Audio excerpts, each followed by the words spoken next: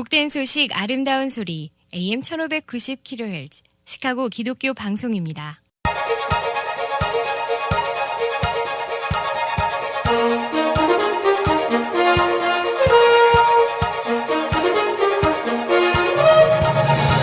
김정일 해설위원의 시사 해설. 세상을 넓게 봅니다. 삶의 지평이 넓어집니다.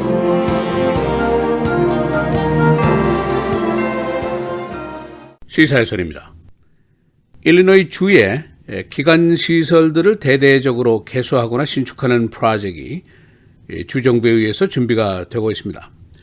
Rebuild Illinois라고 명명이 된 사업인데 앞으로 6년 동안 약 415억 달러를 투입해서 길과 다리와 학교와 대중교통 시설을 개선하는 프로젝트입니다. 이제 할 때가 지난 일입니다. 그리고 일리노이 기관 시설이 지금 너무 낡아 있습니다만은 문제는 이 사업을 위해서 텍스가 새로 생기든지 또는 인상이 된다는 데 있습니다.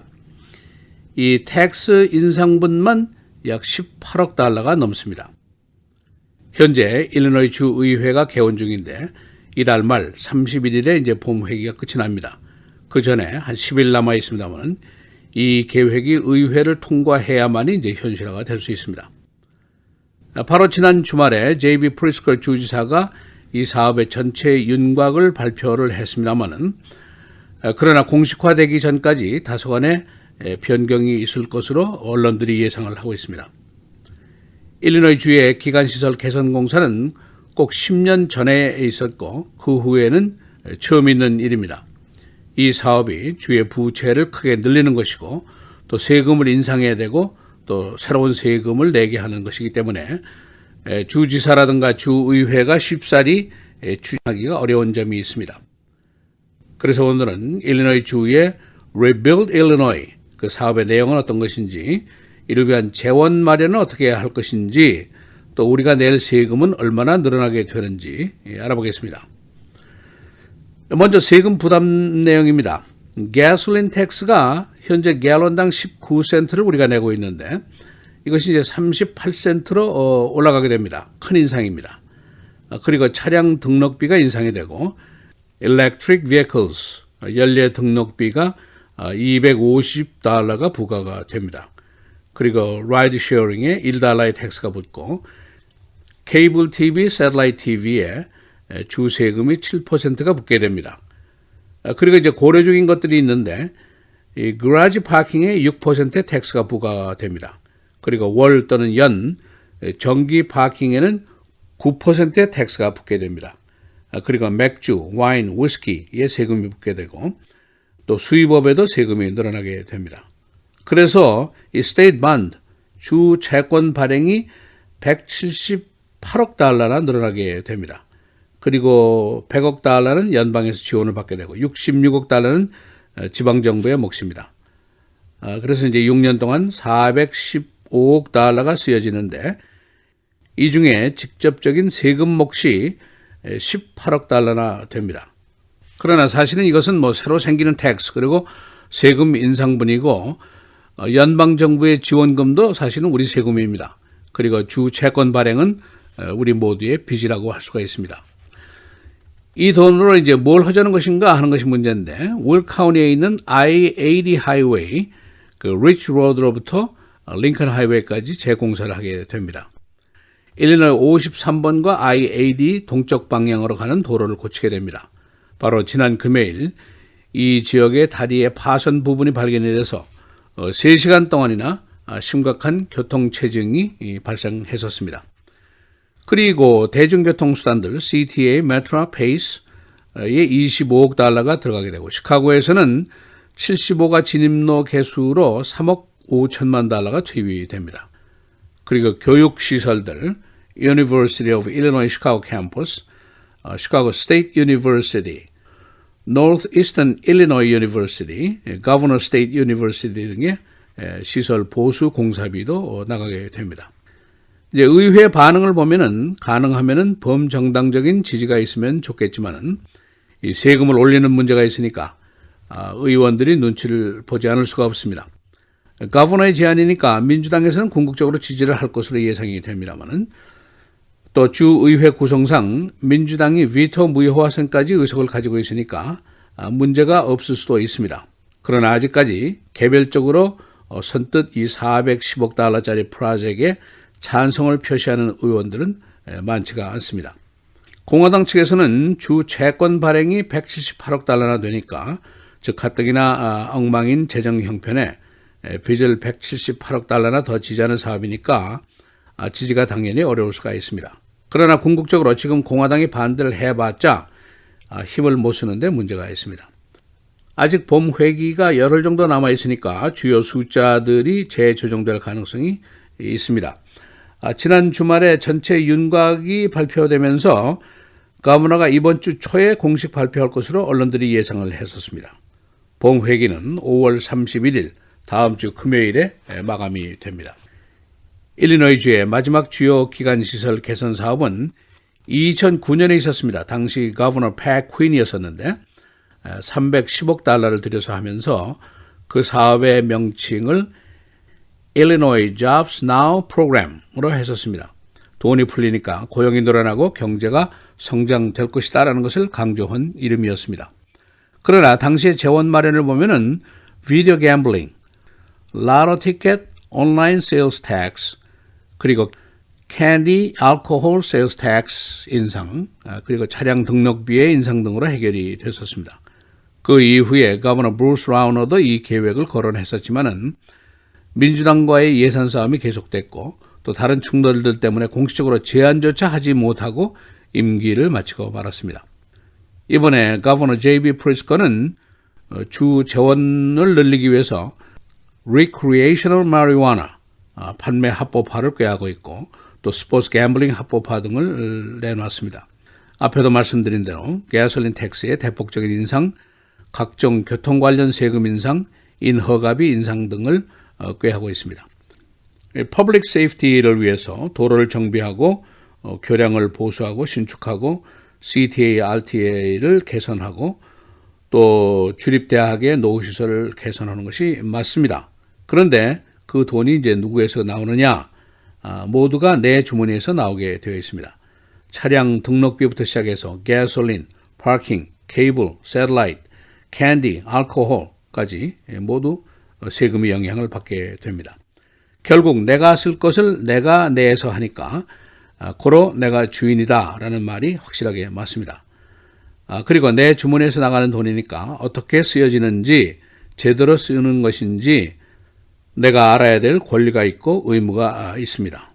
좀 더 나아가서 지금 내가 낼 세금, 주 인컴 텍스가 누진세, gradual tax로 바뀌는 것이 옳은 것인지 그냥 지금처럼 일괄세, flat tax로 하는 것이 옳은지 이것도 알아봐야 되고 그 차이점을 우리가 알 수가 있어야 됩니다. 그래야만이 내가 변두리 시민이 아니고 1등 시민이라고 자부를 할 수 있게 됩니다. 시사해설 김정일입니다.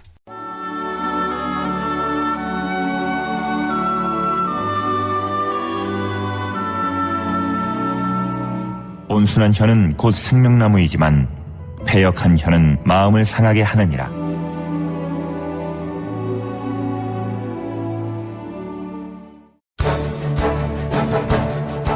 하나님의 축복 속에 41년 전에 세워진 저희 시카고 기독교 방송은 끊임없는 청취자 여러분들의 기도와 섬김 속에 지금까지 이어져 내려오고 있습니다.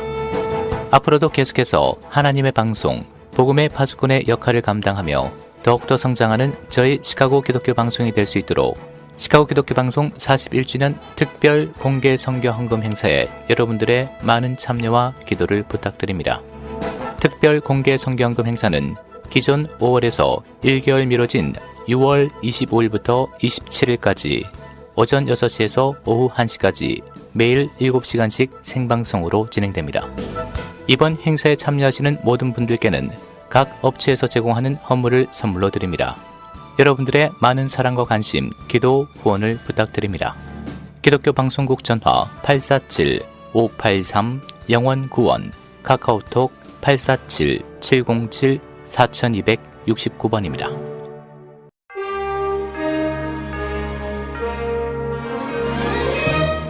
5월 22일 수요일 KCBS 헤드라인 오늘의 주요 뉴스입니다.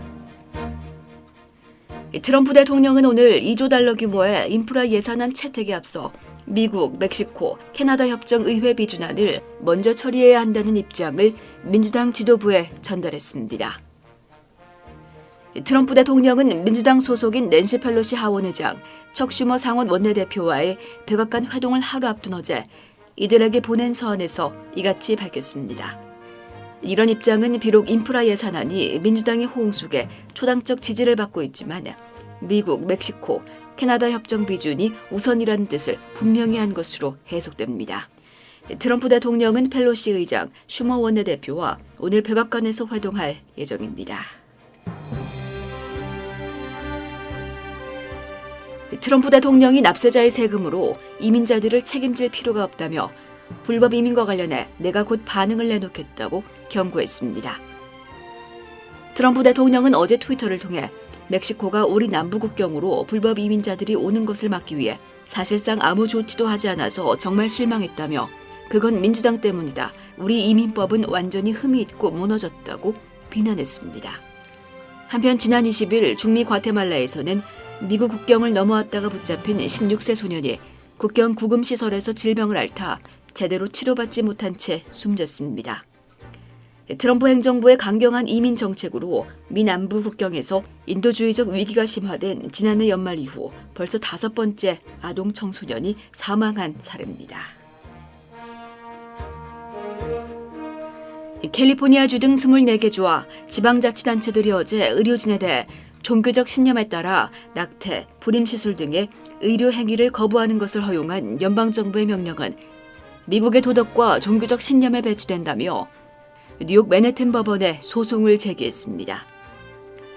이들은 오는 7월 발효될 예정인 이 같은 연방정부 명령의 발효를 법원이 저지시켜야 한다고 주장했습니다. 베세라 캘리포니아주 법무장관은 어제 샌프란시스코에서 연방정부의 명령은 불법적이고 무모하며 환자를 차별로부터 보호하고 적절한 치료를 제공해야 한다는 미국 법에 위배되기 때문에 최소화하게 됐다고 밝혔습니다. 하원법사위원회는 어제 호스익스 전 백악관 공보국장 등 2명이 대해 추가로 소환장을 발부해 증언할 것을 요구했습니다.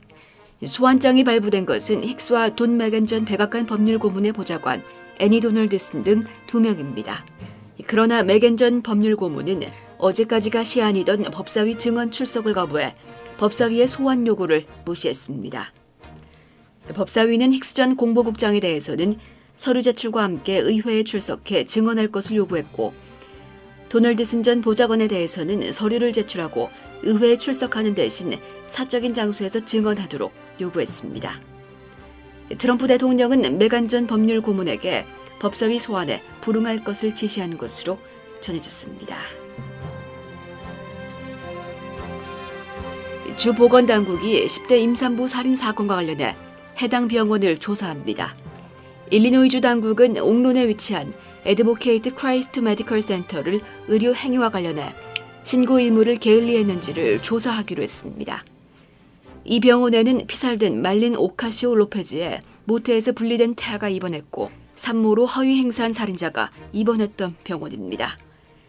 이 병원은 사건 2주 만에 경찰의 수사 결론 이후에 이 사실을 신고했습니다. 신임 시카고시장 로리 라이프시 자신의 경호를 경찰이 아닌 사설 경호업체에게 의뢰했습니다. 이 사설 경호업체는 전 US 마샬 출신이며 유나이티드 에어 항공사의 라비스트 가족이 운영하는 회사입니다. 시장실은 전례에 따라 시 경찰이 하던 역할을 바꾼 이유와 경호비 지출 방법에 대해 밝히지 않았습니다. 시카고 경찰국장과 시 공립학교 교육청장 등이 유임됩니다. 라이프 시장은 어제 첫 간부 회의를 가진 자리에서 이 인사 문제를 확인했습니다. 첫 회의에서는 간부들의 수인사와 함께 메모리얼데이 치안 유지 문제 등이 거론됐습니다. 새 시장은 자신의 모친이 취임식 이후에 오하이오로 떠난 것이 아쉽다고 개인사에 대해 기자들에게 말했습니다. 날씨입니다. 오늘은 오전까지 흐린 날씨 보이다 오후에는 맑은 하늘이 드러나겠지만 바람이 다소 강하게 불겠고 다시 밤사이 비 또는 썬더스톰이 예상됩니다. 오늘 최고 기온은 80도대로 크게 오르면서 일교차가 크겠습니다. 오늘 최고 82도, 최저 62도. 내일은 오전 한때 구름 많겠지만 맑고 화창한 날씨 이어지겠습니다. 최고 75도, 최저 52도. 금요일 대체로 흐리고 곳에 따라 썬더스톰이 예상됩니다. 최고 78도, 최저 67도. 토요일 흐리고 곳에 따라 썬더스톰이 예상됩니다. 최고 78도, 최저 58도입니다.